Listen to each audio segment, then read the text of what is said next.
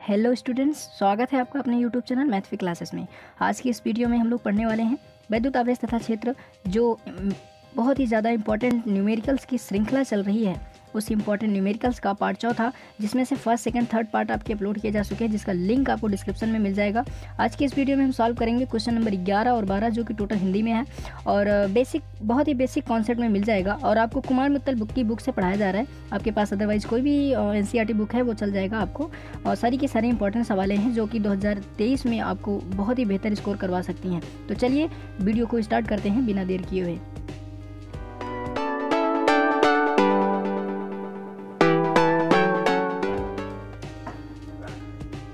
ग्यारहवां क्वेश्चन है हमारे पास।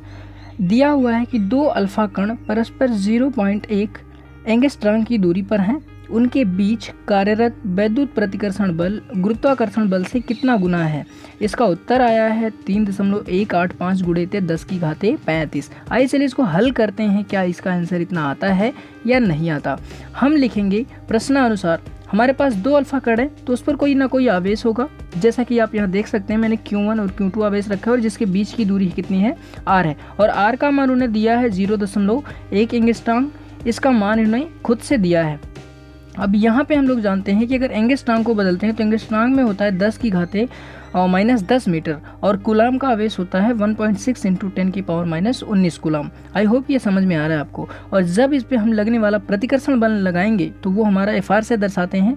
और उसको जब मान रखते हैं, उसका जो फार्मूला होता है हमारे पास, वो फार्मूला होता है FR बराबर 1/4πε0 × Q1 Q2 अपॉन R²। और निर्वात की वैद्युतशीलता जानते हैं, क्योंकि यहाँ पे एप्सिलॉन मान का हमें मान रखना है। और निर्वात की वैद्युतशीलता आपको पता है। निर्वात की वैद्युतशीलता कितनी होती है? ये होती है हमारे पास 8.85 गुणे 10⁻⁻12 कूलाम स्क्वायर बटे न्यूटन मीटर स्क्वायर। आपको ये चीज़ें पता हैं। और जब हम इस सभी का इस पर मान रखेंगे, आइए तब देखते हैं हमारे पास आंसर कितना आता है। यहाँ पे हम लोग मान रखेंगे, तो मान रखने के बाद देखेंगे यहाँ पर, यहाँ से हम लोग रखेंगे FR बराबर हो जाएगा 9 गुणते 10⁻9 और गुणे यहाँ पे Q1 Q2 का मान दोनों वही है, 1.6 × 10⁻⁻19 हो जाएगा और इसका होल स्क्वायर हो जाएगा, क्योंकि आवेश दोनों जगह समान है। यहाँ पे स्क्वायर हो जाएगा इसका। और उसके बाद बटे में हो जाएगा R का मान 0.1 गुणते 10⁻⁻10 इसका स्क्वायर। ये हमारे पास स्क्वायर करने के बाद इतना हमें अभी कुछ नहीं करना, इसको हम समीकरण 1 मान लेते हैं। और यहाँ से फिर से गुरुत्वाकर्षण की बात करते हैं, तो गुरुत्वाकर्षण का मान यहाँ पे हम लोग रखते हैं। और गुरुत्वाकर्षण बल जो FG होता है हमारे पास, उसका फार्मूला होता है G m1 m2 upon R²। और G का मान हमें पता होता है कि 6.67 गुणते 10⁻⁻11 न्यूटन मीटर स्क्वायर पर kg² होता है, जो कि सार्वत्रिक गुरुत्वीय निर्देशांक होता है। आइए इस पर हम लोग सॉल्व करते हैं इस चीज़ को। तो हम सारी के सारे मानों को यहाँ फिलअप करेंगे। तो फिलअप करने के बाद हमें सबसे पहले मिलेगा कि FG बराबर यहाँ पे हमें मिल जाएगा 6.67 गुणते 10⁻⁻11 और गुणे हो जाएगा 6.64 गुणे 10⁻⁻27 और इसका होल स्क्वायर, क्योंकि m1 m2 दोनों का मान एक ही है और इसलिए हम लोग यहाँ पे स्क्वायर कर देंगे। और बटे में मान रखेंगे तो उसका मान है 0.1 गुणे 10⁻⁻10 और इसका भी है होल स्क्वायर, क्योंकि R का मान इतना ही दिया है। और फिर से जब FG को हम लोग सॉल्व करेंगे यहाँ से, तो FG बराबर हो जाएगा 6.67 गुणे 10⁻⁻11 और गुणे इसका हम लोग वर्ग कर देंगे तो हमारे पास आ जाएगा 44.09 और गुणे यहाँ से हो जाएगा 10⁻54, क्योंकि 27 दूना 54 और बटे करेंगे तो सेम यही उतार देंगे 0.1 गुणे 10⁻⁻10 और इसका हो जाएगा होल स्क्वायर। मैंने कुछ नहीं किया, इस चीज़ को यहाँ पे मैंने उतार दिया है। आई होप कि ये आपको इतना समझ में आ गया होगा, और अगर समझ में आया हो तो आप इसका स्क्रीनशॉट ले सकते हैं। चलिए अब यहाँ पे हम लोग लिखेंगे समीकरण 1, इस समीकरण नंबर 2 मान लेंगे और यहाँ पे हम लिखेंगे समीकरण 1 तथा 2 से। तो समीकरण 1 तथा 2 से मान रखेंगे तो हमारा हो जाएगा FR बटे FG बराबर हो जाएगा।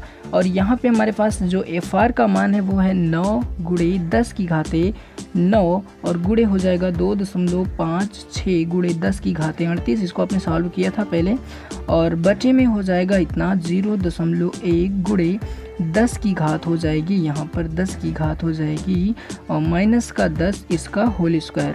और पूरे का जब हम लोग बटे करेंगे यहाँ पर, तो बटे करेंगे और बटे करने के बाद हमारे पास आया था 6.67, क्योंकि FG का मान रख रहे हैं तो यहाँ 67 गुणे 10 की घाते माइनस का 11 और गुणते आया था 44.09 गुणे 10 की घाते माइनस का 54 और इस पूरे का बटे आया था हमारे पास 0.1 इंटू 10 की पावर 0.1 इंटू 10 की पावर आया था, यहाँ लिख देते हैं 0.1 इंटू 10 की पावर आया था माइनस 10 का होल स्क्वायर। आप देखेंगे तो हमारे पास जो ये वाला मान है, ये वाला मान और ये वाला मान आपस में दोनों बराबर है, भाग हो रहा है और ये कट जाएगा। और इतना कटने के बाद यहाँ पे हमारे पास जो सिंपल सा मान आएगा, ऐसे लीजिए इसका, और आगे जो हमारे पास मान आएगा वो आएगा हमारे पास यहाँ से FR बटे FG बराबर यहाँ से हो जाएगा 9 गुणे 2.56। आप इसको अच्छे से सॉल्व कर लीजिएगा, मेरे पास यहाँ जगह नहीं है तो इसलिए मैं कर रहा हूँ, और आप 10th में है, 12th में है तो आपको बेहतर ढंग से सारी चीज़ें आती हैं। 6.67 गुणते 44.09 गुणे 10 की घाते माइनस का 65। आई होप कि आपको समझ में आया होगा। और फिर से जब यहाँ पे और इसको सॉल्व करेंगे तो हमारे पास आएगा FR बटे FG बराबर यहाँ हो जाएगा 3/158 गुणते 10 की घाते आ जाएगी डायरेक्टली 35। और किस तरीके से आया है आप फिर से वीडियो को रिवाइंड करिएगा और अच्छे से सॉल्व करिएगा इसको, क्योंकि जोड़ घटाना गुणा और भाग के अलावा कुछ है नहीं। और आप इसको जितना बेहतर ढंग से सॉल्व करेंगे उतना ही मान अच्छे से आपका आएगा। और जब हमें यहाँ FR में वैल्यू पूछा है तो FR में मान निकालेंगे तो FR बराबर हो जाएगा, इसको इधर पक्षांतर कर देते हैं तो यहाँ आ जाएगा 3/158 गुणते और 10 की घाते 35। आई होप कि आपको ये समझ में आया होगा। आप चाहें तो इसको और सॉल्व कर सकते हैं या तो फिर डायरेक्टली इतना ही लिख सकते हैं, ये आपका आंसर हो जाएगा। और आपके पास यहाँ पे आंसर कितना आया है इस चीज़ का, यहाँ पे आपका आंसर दे रहा है कुछ 3.15 गुणते 10 की घाते 35। तो सेम वही चीज़ है, चाहे तो आप वही लिख सकते हैं कि FR बराबर आ रहा है 3.15 गुणते 10 की घाते 35। आई होप कि आपको समझ में आ गया होगा। चलिए अगला 12वां क्वेश्चन सॉल्व करते हैं। और 12वां क्वेश्चन है हमारे पास बहुत ही आसान क्वेश्चन है हमारे पास कि दो सूक्ष्म गोलों में से प्रत्येक 10 की घाते 5 इलेक्ट्रॉनों की कमी है। यानी कि दो सूक्ष्म गोला है और प्रत्येक पर 10 की घाते 5 इलेक्ट्रॉनों की कमी है, और यदि उनके बीच दूरी इतनी हो तो उस पर वैद्युत बल की गणना कीजिए। बहुत ही आसान सवाल है। यहाँ पे देखेंगे तो n का मान हमारे पास दिया हुआ है 10 की घात 5, क्योंकि प्रत्येक इलेक्ट्रॉनों का मान कितना दिया, 10 की घात 5 दिया है। और यहाँ पे जो दूरी दी हुई है वह 1.0 मीटर, कहने का मतलब पूरा 1 मीटर दिया हुआ है। और हम जानते हैं Q बराबर Ne, और इलेक्ट्रॉन का मान हमें पता होता है, इलेक्ट्रॉन का आवेश ही इतना होता है कूलम। आई होप कि आपको समझ में आ रहा होगा। अब यहाँ पे देखेंगे जब इसको और सॉल्व करेंगे तो हमारे पास जो Q बराबर आएगा, n का मान होता है हमारे पास दिया है 10 की घाते 5 और गुणे इलेक्ट्रॉन का मान रखेंगे तो 1.6 इंटू 10 की पावर माइनस का 90 कूलम। इसको सॉल्व कर लेंगे तो हमारे पास जो आंसर आएगा वो कुछ इतना आ जाएगा। देखेंगे यहाँ पर इसको सॉल्व करेंगे तो सिंपल सी बात है, Q का मान रखेंगे यहाँ पर इस तरीके से, Q बराबर हो जाएगा 1.6 इंटू 10 की पावर माइनस का 14 कूलम हो जाएगा, क्योंकि -19 में से घट जाएगा तो ये इतना आ जाएगा 14, माइनस का 14। आई होप कि इतना समझ में आया। और अब देखेंगे कि R बराबर हमारा दिया हुआ है 1 मीटर। तो अब इसको सॉल्व करेंगे तो अगला क्वेश्चन भी इसी में सॉल्व हो जाएगा।